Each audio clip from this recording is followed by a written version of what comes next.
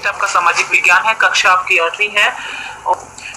8वीं है और डेट है 13 नवंबर। सर्वोच्चता का दावा तथा विलय की नीति। आप लोगों को जैसे पता है पिछली वर्कशीट में आपने देखा था बक्सर की प्लास्टिक के युद्ध के बाद बहुत सारी जगहों पर इनका कब्जा हो गया था, तो अब इन्होंने एक और नीति अपना ली थी कि इस नीति के अनुसार ईस्ट इंडिया कंपनी का यह दावा था कि उसकी जो सत्ता है वो भारतीय राज्यों से ऊपर है। अपने हितों की रक्षा के लिए भारतीय रियासतों पर कब्जा करने या कब्जे की धमकी देने पर अपना अधिकार मानती थी।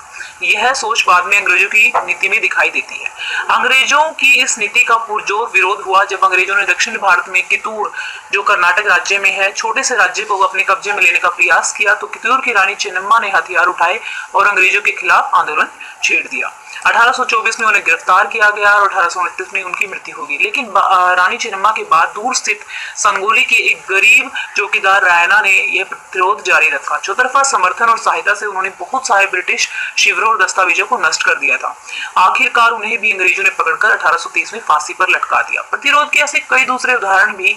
1830 के दशक में अंत में ईस्ट इंडिया कंपनी रूस के प्रभाव से बहुत डरी हुई थी। कंपनी को डर था कि कहीं रूस का प्रभाव पूरे एशिया में फैलकर उत्तर पश्चिम से भारत को अपनी चपेट में न ले ले। इस डर के चलते अंग्रेज अब उत्तर पश्चिम भारत पर भी अपना नियंत्रण स्थापित करना चाहते थे। उन्होंने 1842 में अफगानिस्तान पर, 1843 में सिंध पर और 1849 में पंजाब पर शासन स्थापित कर लिया था। तो विलय की नीति में क्या होता है? इस नीति में अधिग्रहण की आखिरी लहर 1848 से 1856 के बीच गवर्नर जनरल लॉर्ड डलहौजी के शासनकाल में लॉर्ड डलहौजी ने एक नई नीति अपनाई जिसे विलय की नीति का नाम दिया गया। इस सिद्धांत के तर्क पर आधारित था कि अगर किसी शासक की मृत्यु हो जाती है, अगर उसका कोई पुत्र नहीं है, पुत्र वारिश नहीं है, तो उसकी जो रियासत है वो पूरी हड़प ली जाएगी, यानी कंपनी के भूभाग का हिस्सा बन जाएगी। इस सिद्धांत से बहुत सारी रियासतों को अपने कब्जे में ले लिया था, सतारा, संबलपुर, उदयपुर, नागपुर, झांसी। आखिरकार 1856 में कंपनी ने अवध को भी अपने नियंत्रण में ले लिया था। इस बार अंग्रेजों ने एक नया तर्क दिया। उन्होंने कहा कि वह अवध की जनता को नवाब के कुशासन से, यानी कि बेकार शासन हो रहा है, अच्छे से मैनेज नहीं किया जा रहा है, आजादी कराने के लिए कर्तव्य से बंधे हुए हैं, इसलिए वे अवध पर कब्जा करने को मजबूर हैं। अपने प्रिय नवाब को इस तरह से भी 1857 के महान में शामिल हो गए थे। तो चलो बच्चों, अभी क्वेश्चन करेंगे। उससे पहले मैं आपकी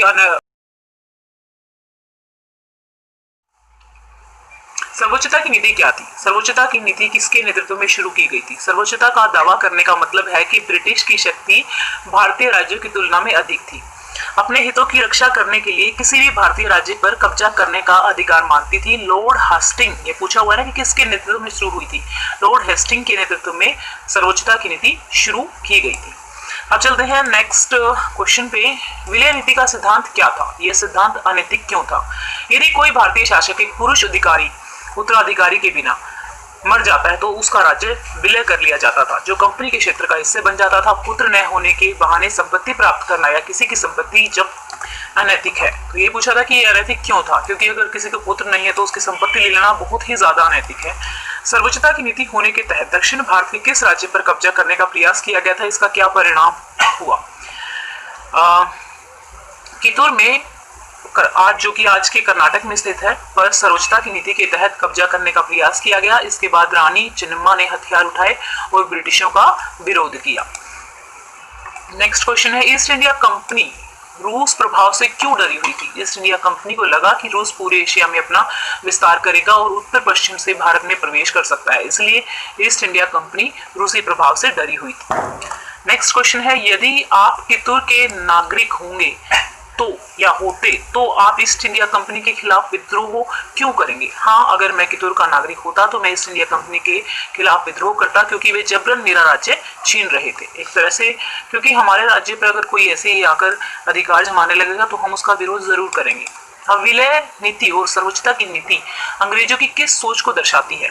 यह दर्शाता है कि वे भारतीय राज्यों पर कब्जा करने के बहाने ढूंढ रहे थे। उन्होंने अपने हितों की रक्षा